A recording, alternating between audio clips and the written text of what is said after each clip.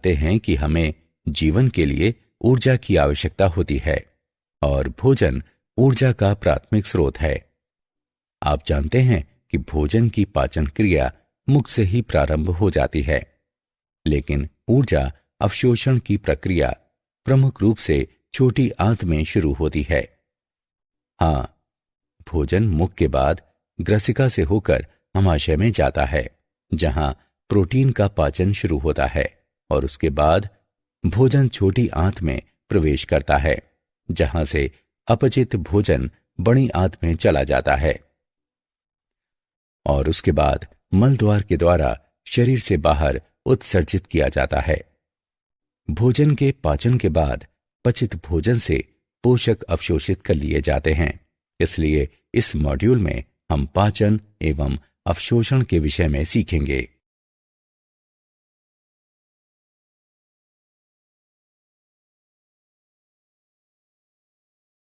उद्देश्य। इस पाठ के अंत में आप निम्न करने में सक्षम हो जाएंगे: पाचन तंत्र का वर्णन करना, भोजन के पाचन का वर्णन करना, पचित भोजन के अवशोषण की व्याख्या करना, पाचन तंत्र के विकारों का वर्णन करना।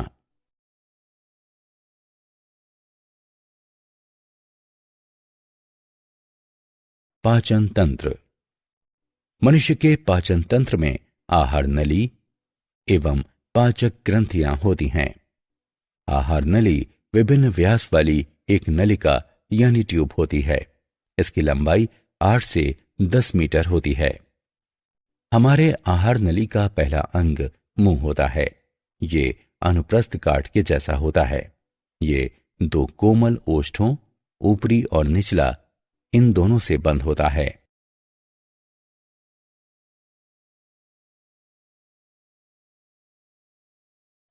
मुख या मुख गुहा एवं तालु। मुख या मुख गुहा, इसमें पर्याप्त जगह होती है, जो ऊपर से तालु, नीचे से गले और दोनों किनारों पर जबड़े से घिरी होती है। तालु ये मुख गुहा के छत का काम करती है तथा इसको नासिका कोश से अलग करती है। ये 2 भागों में विभाजित होती है: कठोर तालु और कोमल तालु। कठोर तालु, इसे अस्थियों द्वारा सहारा प्रदान किया जाता है और इस पर झुर्रियां कहलाने वाले अनुप्रस्थ कटक होते हैं। ये चर्वण के दौरान भोजन को सही स्थिति में रखते हैं। कोमल तालु, ये तालु का पश्च भाग है। इसकी चिकनी सतह के कारण भोजन निगलना आसान हो जाता है। इसका पश्च स्वतंत्र सिरा एक छोटे से फ्लैप, अलीजिह्वा या मृदु तालु के रूप में नीचे लटकता रहता है।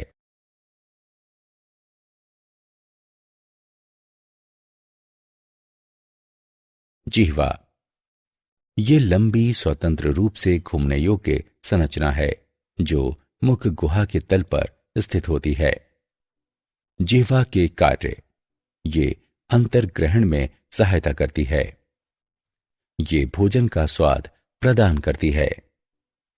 भोजन चबाने के लिए ये इसमें लार मिश्रित करके इसे मुलायम और चिकनी बनाती है। निगलने के लिए ये भोजन को बोलस, ग्रास कहलाने वाले गोलाकार पिंड में बदल देती है।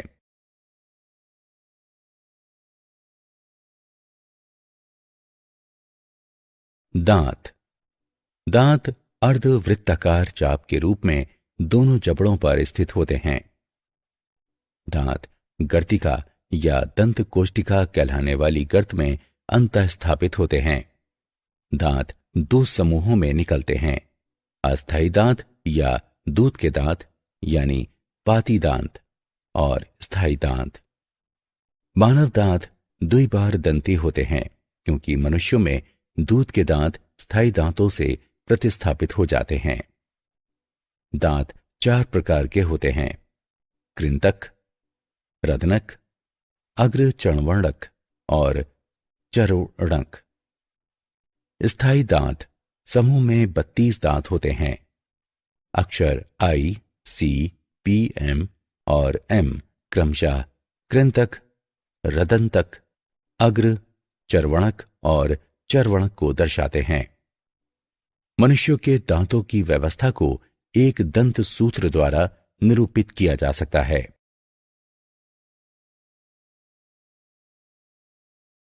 ग्रसनी। ग्रसनी एक छोटे आकार वाला शंक्वाकार भाग है जहां भोजन और वायु मार्ग एक दूसरे को काटते हैं।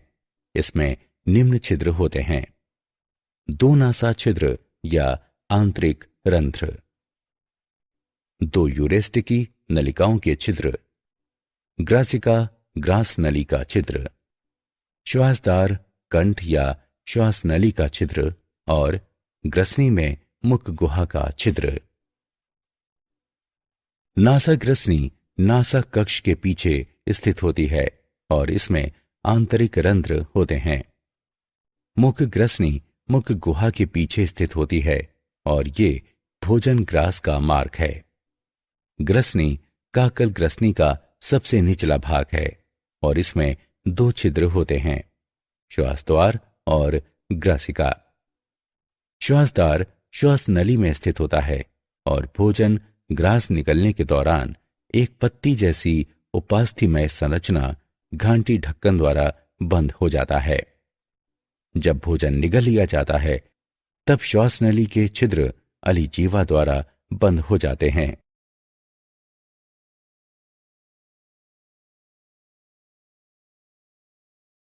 अमाशय।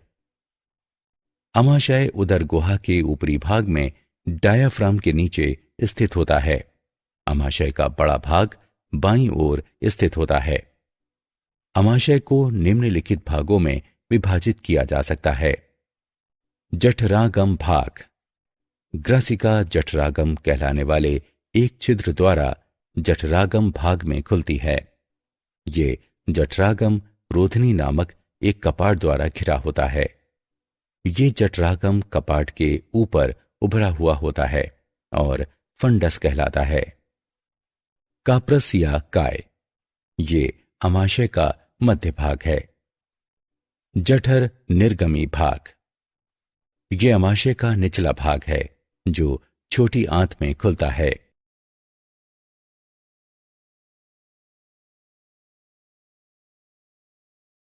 छोटी आंत। छोटी आंत लगभग 6 मीटर लंबी और 1 इंच व्यास वाली लंबी नली होती है। ये उदर गुहा में कुंडलित स्थित होती है। छोटी आंत में 3 भाग होते हैं: ग्रहणी, अग्र क्षुद्रांत और क्षुद्रांत। ग्रहणी आंत का पहला भाग है जो लगभग 25 सेंटीमीटर लंबा और यू आकार का होता है। अग्र क्षुद्रांत लगभग 2.5 मीटर लंबी और ग्रहणी की तुलना में संकरी होती है। अग्र क्षुद्रांत और क्षुद्रांत में स्पष्ट कटखंडन नहीं होते हैं।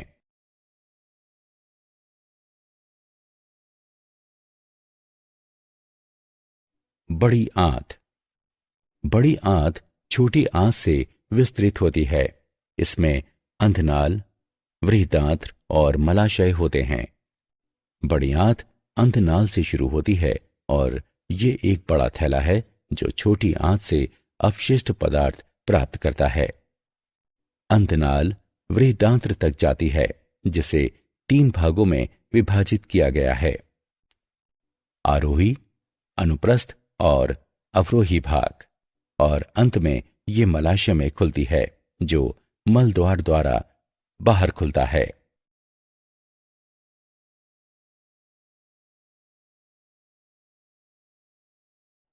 आहार नाल की दीवार में स्तर।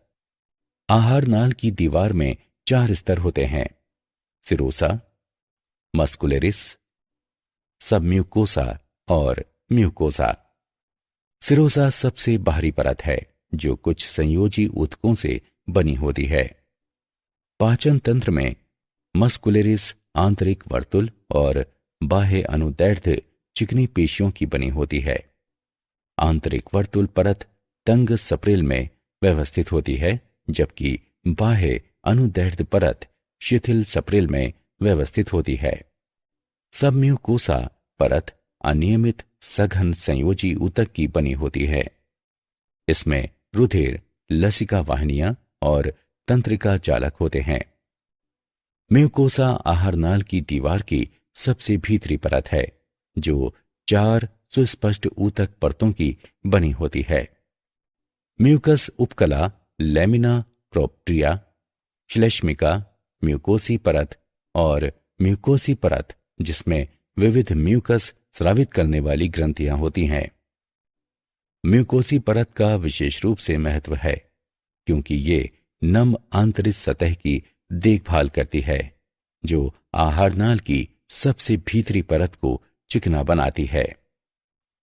भोजन ग्रास के आगे बढ़ने की गति को सुगम बनाती है और मोटे खाद्य पदार्थों से म्यूकोसी घर्षण की रोकथाम करती है।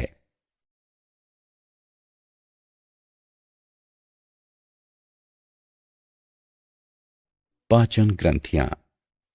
आहारनाल से संबंधित 3 पाचन ग्रंथियों में लार ग्रंथियां, यकृत और अग्नाशय शामिल होते हैं। 3 जोड़ी लार ग्रंथियां होती हैं, जो कर्णपूर्व, अधोजंभ या अवचिंबुकीय और अधोजिह्वा हैं। ये लार स्रावित करती हैं, जो वाहिनियों से होकर मुख में पहुंचती हैं। लार में एमाइलेज एंजाइम होता है, जो स्टार्च के जल अपघटन को उत्प्रेरित करता है। यकृत शरीर की सबसे बड़ी ग्रंथि है। ये उदर के ऊपरी भाग में ठीक डायाफ्राम के नीचे स्थित होता है। यकृत पालिका यकृत की संरचनात्मक इकाई है और इसमें यकृत कोशिकाएं होती हैं।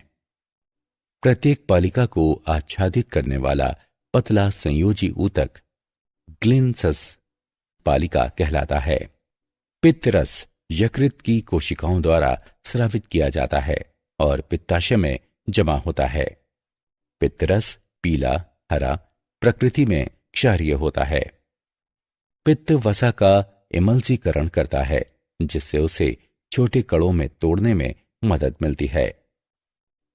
पित्ताशय की नलिका और यकृत नलिका मिलकर मूल पित्त वाहिनी बनाती हैं। अग्नाशय शरीर का दूसरा सबसे बड़ा भाग है।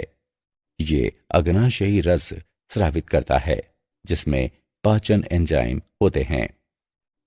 इनमें प्रोटीन के विखंडन के लिए ट्रिप्सिन और काइमोट्रिप्सिन तथा पॉलीसैकेराइड इत्यादि के विखंडन के लिए एमाइलेज शामिल हैं।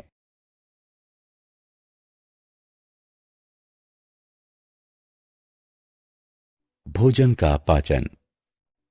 पाचन पथ की शुरुआत में दांत भोजन को चबाते और मिलाते हैं। इससे भोजन को छोटे छोटे टुकड़ों में तोड़ने की प्रक्रिया आरंभ होती है। लार ग्रंथियां लार स्रावित करती हैं, जिसमें श्लेष्मा होती है और ये भोजन के स्नेहन तथा इसे बोलस में बदलने में सहायता करती हैं। इसमें विद्युत अपघट्य और लार एमाइलेज एवं लाइसोजाइम एंजाइम होते हैं। लार की संक्रिया के कारण कार्बोहाइड्रेट आंशिक रूप से पच जाता है। लगभग 30% स्टार्च लार एमाइलेज द्वारा जल अपघटित हो जाता है, जबकि लाइसोजाइम जीवाणुओं के संक्रमण को रोकता है। अब आमाशय में क्रमाकुंचन नामक पेशी संकुचन द्वारा भोजन के बोलस नीचे ग्राजिका में आगे बढ़ाता है।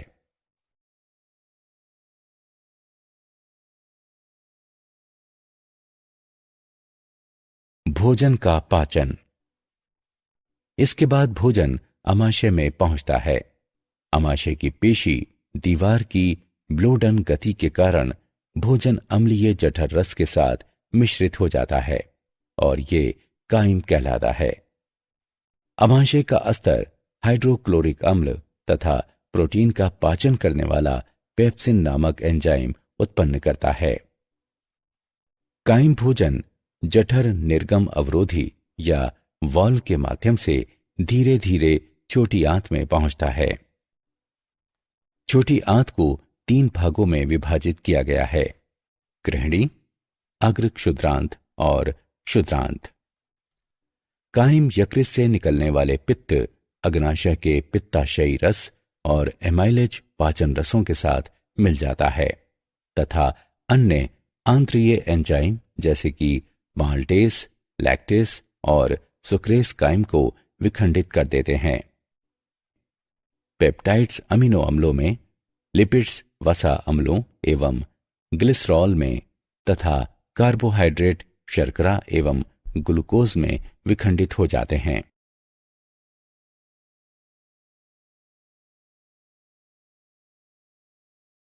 भोजन का पाचन। अपचित तथा अनावशोषित भोजन बड़ी आंत में चला जाता है। बड़ी आंत का कार्य अपचनीय भोज्य पदार्थ से जल अवशोषित करना है तथा ये श्लेष्मा भी स्रावित करती है, जो बहिक्षेपण के लिए अपशिष्ट भोजन कणों को स्नेहन प्रदान करती है। अनावशोषित और अपचित पदार्थ मल पदार्थ कहलाते हैं। शरीर से मल पदार्थ का त्याग गुदा द्वारा किया जाता है।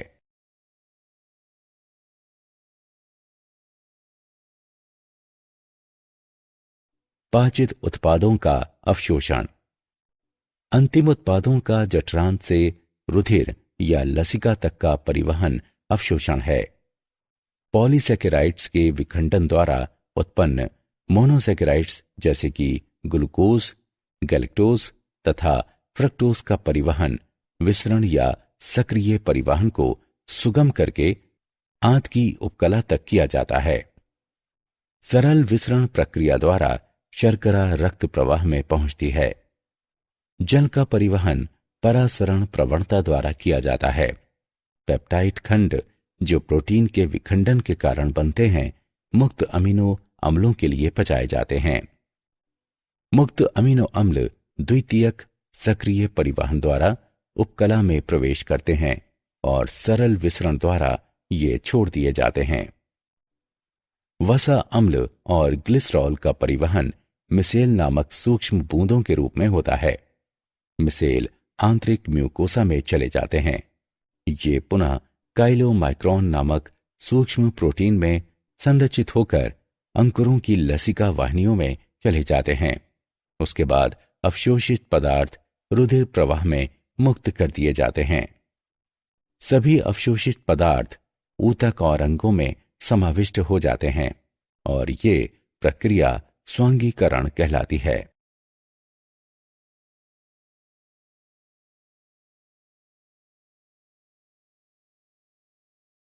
पाचन तंत्र के विकार। पाचन तंत्र के सामान्य विकार हैं। पीलिया, रुधिर प्लाज्मा में पित्त वर्णकों के संचय के कारण त्वचा और नेत्र पीले रंग के दिखाई देते हैं। पित्त वर्णक लाल रुधिर कोशिकाओं के विखंडन के कारण यकृत द्वारा उत्पन्न किए जाते हैं। वमन, अमाशय में संग्रहित पदार्थों का मुख से बाहर निकलने की क्रिया है। प्रवाहिका, मल त्याग की अपसामान्य बारंबारता और मल का पतला हो जाना। कोष्ठबंधता यानी कब्ज, मल का कठिनाई से निष्क्रमण। अपच, पाचन की सामान्य प्रक्रिया में बाधा के कारण पेट भरा भरा महसूस होता है। अपच का कारण एंजाइम स्राव में कमी, व्यग्रता, अधिक भोजन करना एवं मसालेदार भोजन है।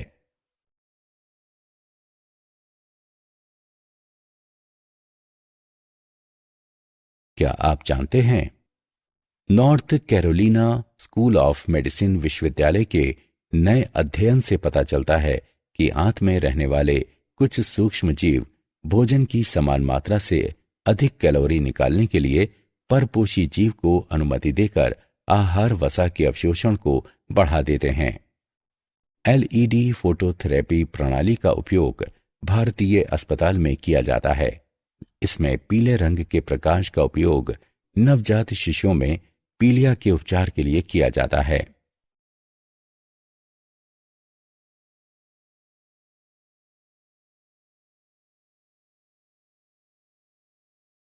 सारांश।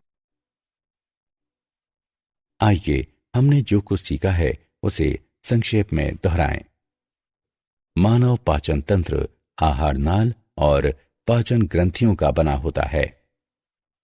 मुख गुहा में पर्याप्त जगह होती है, जो ऊपर से तालू, नीचे से गले और दोनों किनारों पर जबड़ों से घिरी होती है। दांतों के स्थायी समूह में 32 दांत होते हैं। ग्रसनी एक छोटे आकार वाला शंक्वाकार भाग है, जहां भोजन और वायु मार्ग एक दूसरे को काटते हैं। अमाशय को जठरागम भाग, काप्रस या काय और जठर निर्गमी भाग में विभाजित किया जा सकता है। छोटी आंत में ग्रहणी, अग्र क्षुद्रांत और क्षुद्रांत होते हैं।